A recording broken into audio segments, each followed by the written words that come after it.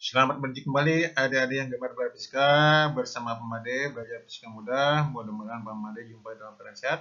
Assalamualaikum warahmatullahi wabarakatuh. Salam sejahtera untuk kita semua. Om Swastiastu, Namo Buddhaya, Salam Kebajikan.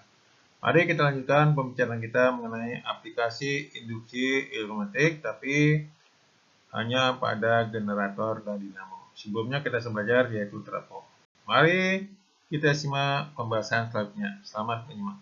Mari kita lanjutkan penerapan industri otomatik, yaitu berikutnya pada generator. Generator merupakan suatu mesin yang mengubah energi mekanik menjadi energi listrik. Generator ada dua jenis. Yang pertama generator arus arah atau DC, memiliki ciri menggunakan cincin belah atau komutator. Lihat gambar yang kiri atas, itu menggunakan satu cincin belah. Bisa lihat grafik hubungan tegangan dan waktu keluarannya. Yang kedua yaitu generator arus melalui atau AC, memiliki ciri menggunakan cincin ganda. Lihat gambar yang bawah, menggunakan dua cincin ganda. Bisa lihat keluarannya, grafik yang kecil, bentuknya antara tegangan dan waktu adalah sinusoidal. Mari kita simak penjelasan berikutnya. Selamat menyimak. Pertama yang dilanjutkan yaitu bagian generator. Memahami cara kerja generator dapat dimulai dengan mengenal komponen-komponennya. Generator memiliki dua bagian utama, yaitu rotor dan stator. Rotor adalah bagian yang berputar dalam generator dan menerima energi mekanik. Rotor dapat berupa magnet permanen atau elektromagnet. Dalam generator listrik, rotor biasanya memiliki bentuk silinder dengan medan magnet pada bagian dalamnya. Sedangkan stator, bagian yang diam, adalah bagian tetap dalam generator dan fungsi untuk mengubah energi mekanik menjadi energi listrik.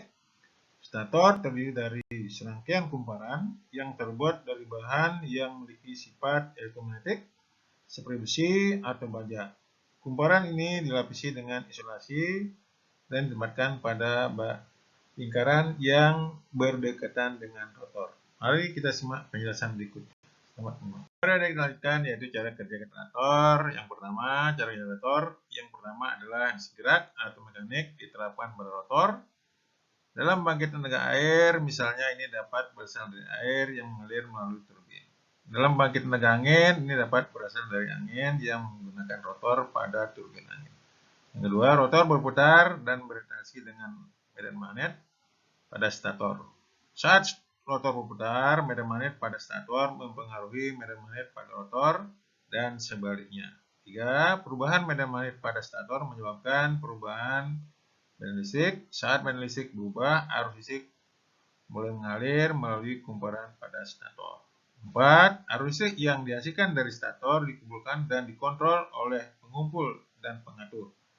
Ini memastikan bahwa arus listrik yang dihasilkan memiliki tegangan dan arus listrik yang konsisten. Yang kelima, arus listrik yang dihasilkan dari generator diteruskan melalui kabel beban. Beban ini dapat berupa lampu, mesin, atau peralatan elektronik lainnya. 6. Beban menarik arus listrik dari generator membuat rotor terus berputar dan memastikan arus listrik terus mengalir. Mari kita simak penjelasan berikutnya. Selamat. Baik, ada kita lanjutkan yaitu GGL pada generator. Sebelumnya telah diperoleh bahwa besar gaya induksi akibat perubahan flux magnetik pada kumparan. Ingat waktu gaya induksi, GGL sama dengan min N kali perubahan flux per detik. Nah, dari sini dapat diturunkan bahwa karena flux itu adalah B kali A cos theta, diturunkan jadilah dia yang rumus yang kedua. Epsilon sama dengan N kali B kali A omega sin theta. Karena theta itu adalah omega kali T. Nah, N B A omega itu sering disebut dengan GGL maksimum.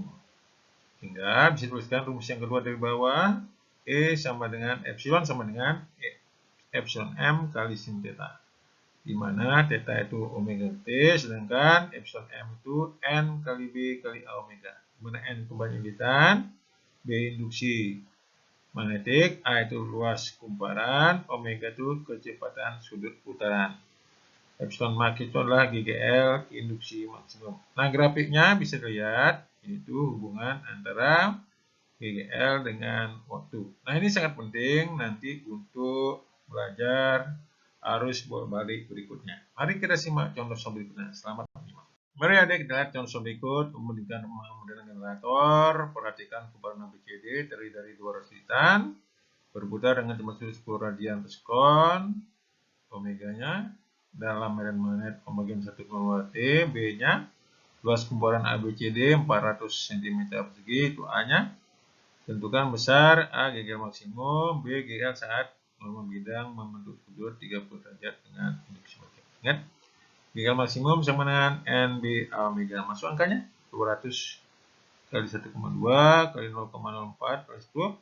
Ketemulah GGL maksimumnya 96 volt. Nah, ketika membentuk sudut 30 derajat, ingat sin 30 itu ada setengah, maka GGL sama dengan NBA omega sin theta. Masuk angkanya? GL sama dengan 200 kali 1,2 kali 0,04 kali 10 kali 0,5. Karena sin 30 itu setengah. Jadi hasilnya adalah setengah dari 96, yaitu 48 volt. Jadi bukan tidak sulit, mari kita simak penjelasan berikutnya. Selamat. Mari kita lihat contoh soal yang lain, yaitu sebuah generator arus bolak-balik mempunyai 205 litan dengan luas penampang 3 cm persegi. Jika kumparan itu berputar dalam medan magnet sebesar 0,4 Tesla pada frekuensi 60 Hz, berapakah gaya induksi maksimum yang dihasilkan? Diketahui N 250 litan, B-nya 0,4 Tesla, A-nya 310 4 meter persegi, omeganya 2 VF, yaitu 120 Pi. Ditanya GGL maksimum. Jawab, ingat GGL maksimum sama dengan NBA omega. Masuk angkanya? 250 kali 0,4 kali 3 10 4 kali 2 pi ke 60, hasilnya pi-nya ganti 3,14, diperoleh GGL maksimumnya 11,3 volt. Jadi video adik tidak sulit, mari kita simak materi berikutnya. Selamat menyimak. Mari adik kita lanjutkan aplikasi yang lain. Tadi setelah trafo, generator dilanjutkan dengan dinamo. Dinamo atau generator adalah sebuah alat yang dapat menghasilkan arus dengan mengubah energi mekanis menjadi energi listrik. Konsep kerjanya yaitu menggunakan prinsip elektromagnetik, yaitu dengan memutar kumparan di dalam medan magnet atau memutar magnet di dalam kumparan untuk membangkitkan gaya gerisi atau GGL induksi. Ada dua bagian utama daripada dinamo yang bekerja menghasilkan energi listrik, yaitu rotor, yaitu bagian dinamo yang bergerak, bentuknya adalah kumparan yang bergerak berputar pada porosnya. Yang dua yaitu stator, yaitu bagian dinamo yang tidak bergerak, bentuknya adalah magnet permanen yang kutubnya dipasang berhadapan saling berlawanan. Perpaduan dari dua komponen inilah yang menghasilkan gaya gerak listrik induksi. Hal tersebut sesuai dengan hukum Faraday yang menyebutkan ketika sebuah lilitan kawat yang diletakkan di dalam kumparan atau medan magnet diputar, maka akan memicu timbulnya tegangan di dalam kumparan. Pada dinamo, lilitan yang dimaksud adalah rotor dan medan magnet dihasilkan oleh stator. Mari kita simak penjelasan berikutnya. Mari adik dilanjutkan, yaitu dinamo ada dua jenis. Dinamo arus arah menggunakan cincin belah atau konverter. Lihat gambar yang kiri atas. Yang kedua yaitu dinamo arus bolak-balik menggunakan cincin ganda. Lihat gambar yang kiri bawah. Nah, kita lihat prinsip kerja dinamo. Tenaga yang digunakan untuk memutar rotor adalah roda sepeda. Jika roda berputar, kumparan atau magnet ikut berputar. Akibatnya timbul GGL induksi pada ujung-ujung kumparan dan arus listrik mengalir. Makin cepat gerakan roda sepeda, makin cepat magnet atau kumparan berputar, maka besar GGL induksi dan listrik yang dihasilkan juga semakin besar. Jika dihubungkan dengan lampu, nyala lampu semakin terang. GGL induksi pada dinamo dapat diperbesar dengan cara putaran roda dipercepat, menggunakan magnet yang kuat, jumlah lilitannya diperbanyak, dan menggunakan besi lunak di dalam kumparan. Ya, begitulah dari yang bisa saya berikan tentang generator dinamo. Silakan mencoba soal berikut. Jangan lupa komen dan subscribe. Sampai jumpa pada materi berikutnya. Sampai jumpa.